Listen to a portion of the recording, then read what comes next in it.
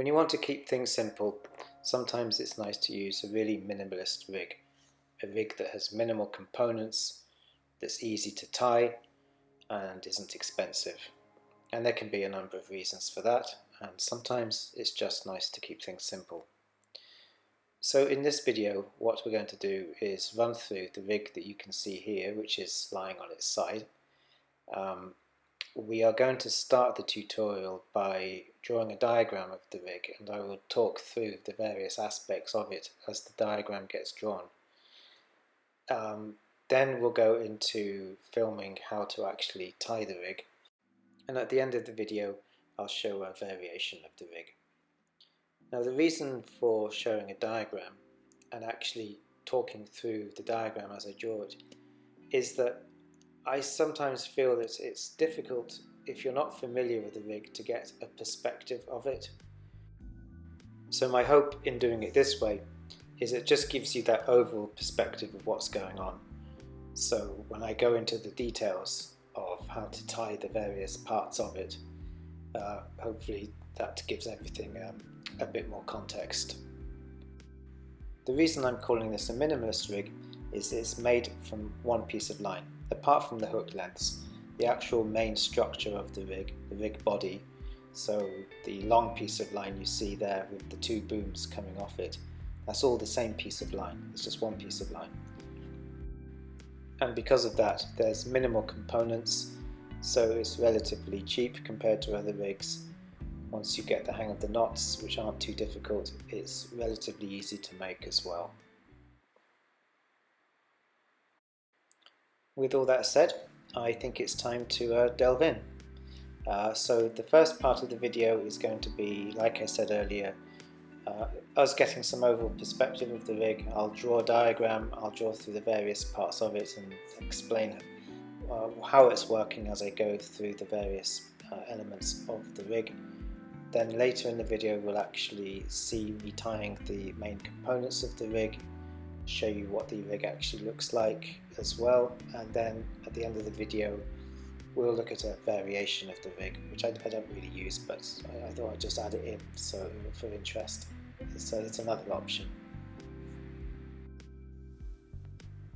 The rig starts with this main piece of line, and the first thing we would do is tie onto that a swivel. That's going to be connecting the actual rig to your main line. In this instance I've been using coxswain wool power swivels, approximately medium size. I don't know what they are, I just know they're very, very strong compared to their size. That's what the knot will look like. We'll go through the knots later. And then coming off the rig are going to be these two booms. Like I said earlier, those booms are part of that same piece of line. We'll look at how that's done in a little while, and I'm just drawing here what the knots will look like when they're completed.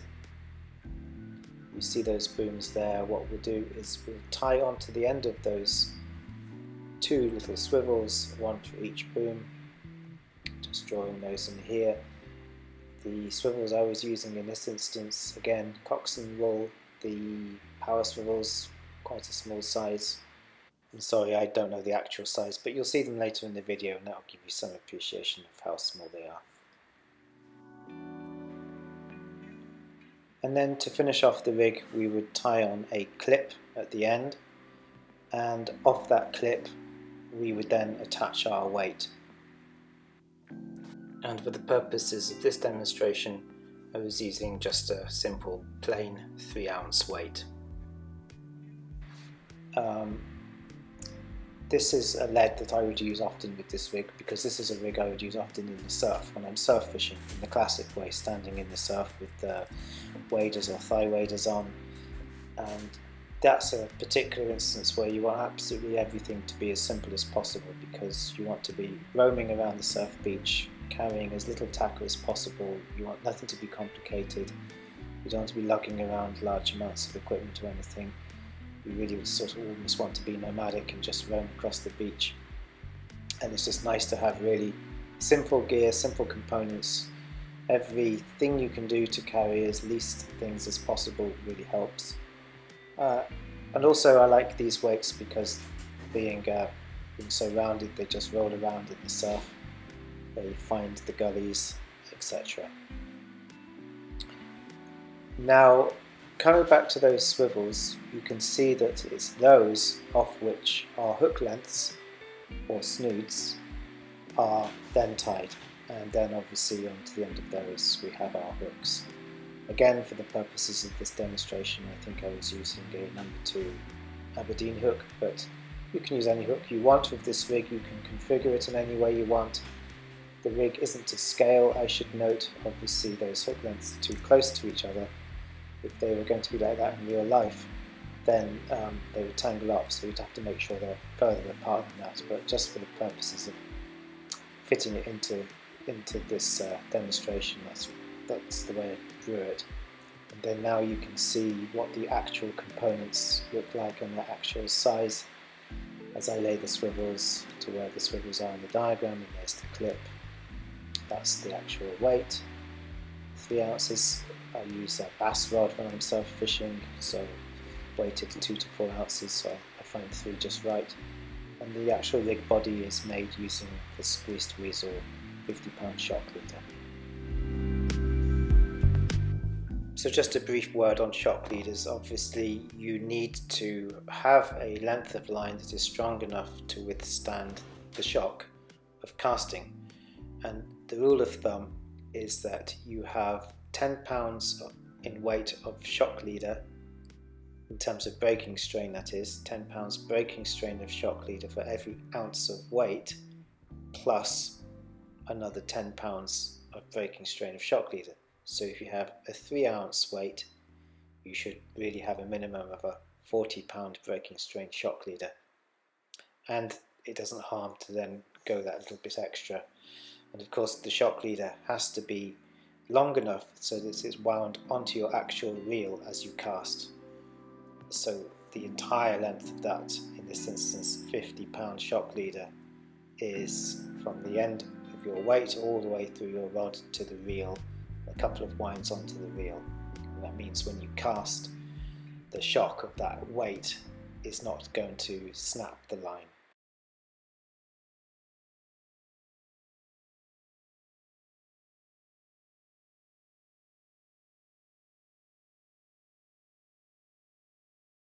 So looking at this particular part of the rig here, the booms coming off it, or in this instance just the single boom, that's what it's going to end up looking like.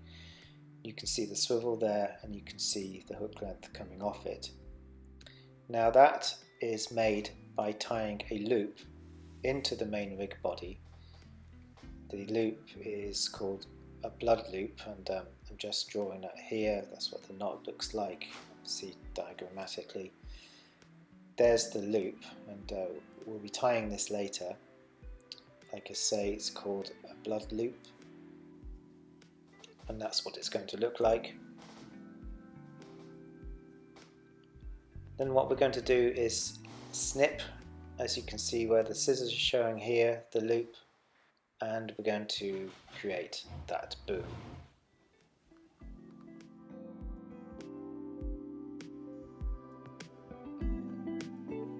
This is all the equipment that we'll be using. You've seen the shock leader, spoken about that. On the left is the Amnesia, Sunset Amnesia 10-pound line that we'll be using for the trace. We have on the far left bottom the Gemini Genie clip. There's the 3 Cox and Roll swivels, power swivels in different sizes. 2 Kamasan, I think, number 2 sized Aberdeen hooks, and the plain 3 ounce weight. Right, so we're going to tie the rig now, and this is just to remind ourselves what we'll be tying. So the first thing to do is take the shock leader and then form a loop like this, and then with one of the ends you then twist about 7 or 8 times like I'm doing here, and then you've got a loop with all the twists And then with your thumbnail approximately in the middle of those twists, you form a loop like this, and then the bottom you push through that loop, pull it through, and you can see the loop forming now. It cinches together fine. You just give it moisten before you cinch it tight. Just make sure you don't get line burn, lubricates the knot, and there's your loop. Now the reason I'm pointing down here is that you want to cut the loop so that the boom hangs down. And so there we snip, and that's it. And don't worry about the curve. Once you put a hook and a bait on, it is fine.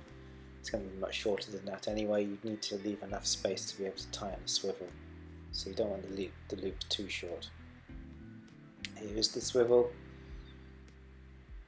We're just going to tie this on using, I think it's just a standard half blood knot.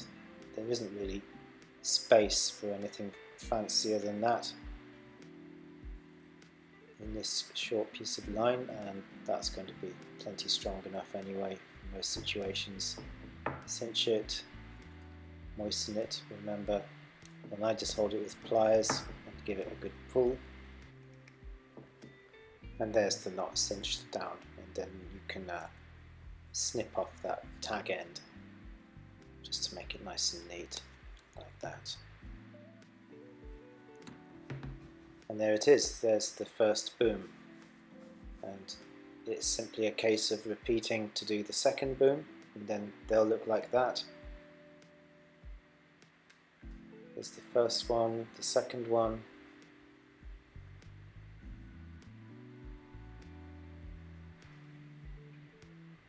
and then off those swivels we're going to tie the trace and then the hook. To tie on the swivel, we're going to use a uni knot. There's plenty of good tutorials on YouTube about a uni knot, but you can see the essential elements of it is here. You pull it through a long tag end, create that loop, and then wrap the end of the tag end around both of those pieces of line going inside the loop about 5 times. It's a good strong knot, this. So I think that's about 5 times there, and then pull. Don't forget to moisten, and then you can start. You pull the tag end first, then you just ease it up. It kind of slipped here, but it doesn't matter. Goes up to the swivel, and then with the pliers you then give it a good tighten. You don't need to use pliers. There are this little tool called a knot tightener. I think it's just like something you can hook the swivel around and give it a good tug, but this is fine. And then you snip off that tag end. And you have a good strong knot, which is the attaching your rig to the shock leader. Then you just repeat for the clip onto which your weight will go. Cinch it tight.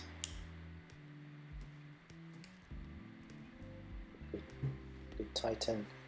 Cut off the tag end, and then that clip obviously then is used to attach your weight.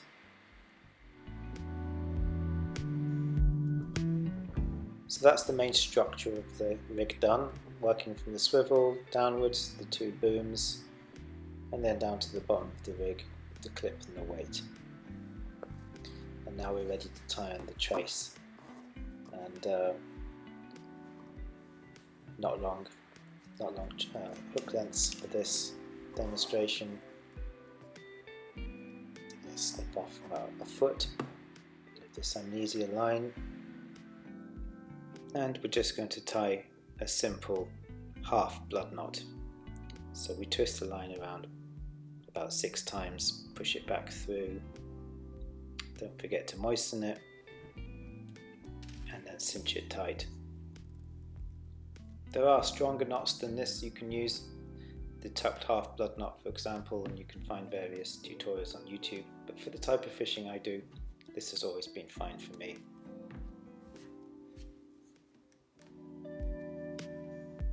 So we just thread the trace through the eye of the hook, create a loop, wrap around 6 times, push it back through the loop, keep hold of the hook, give it a moisten, cinch it down, snip off the tag end, and there we have it. So it's just a case of repeating, and then for the other boom, and then you have the rig completed as we see here, working from top to bottom. There's the first boom, swivel, coming down to the hook, second boom, and then down to the weight. Now I did say there's a variation, so instead of creating a boom, you just leave it as a loop, but what you do is you tie it so that a swivel is incorporated into the loop, as we're just going to show here. There's the blood loop, and then you would have tied it with a swivel on the main line. I'll show you that later. So the swivel is attached to the loop, and it's the same as before. You have your trace coming off the swivel down to the hook.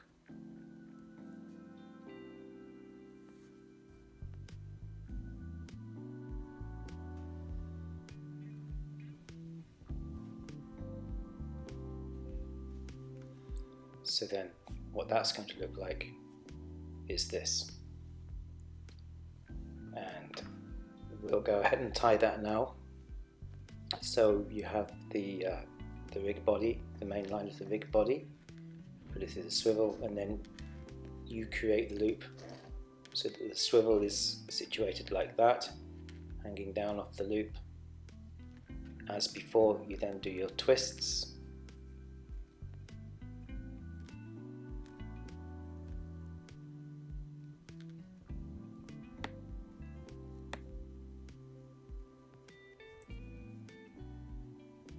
Keep wrapping.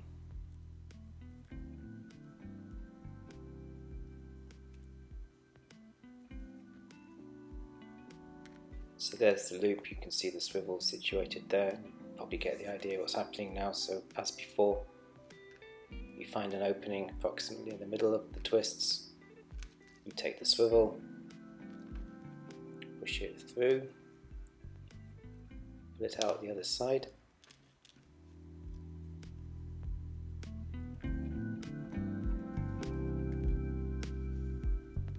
And then work it up and moisten and cinch it tight. Now that's another way of doing it. It's not my preferred way of doing it. I don't like the way the swivel kind of moves around on the loop, and I don't like the loop itself. It's just another place for hooks to get tangled, for a trace to get tangled around. You could even just tie the trace line directly onto the loop, but I personally don't do that. I wouldn't recommend it. You have a couple of big fish over time, the thinness of the trace line is going to eventually weaken the thickness of the loop line. So yeah, I wouldn't recommend doing that, but it's an option. That would be keeping things really simple. That's it then. I hope you found it useful. It's a simple, no-nonsense, relatively cheap rig. Just another variety of the many rigs out there to have in your armoury. Hope you found that useful. I look forward to doing a few more of these. Thanks for your attention, especially if you got this far, and please like, please subscribe. It's really helpful. Gets the content out to more people, helps me as well. That would be much appreciated. Okay, until the next one, thanks very much. Take care everyone. Bye bye.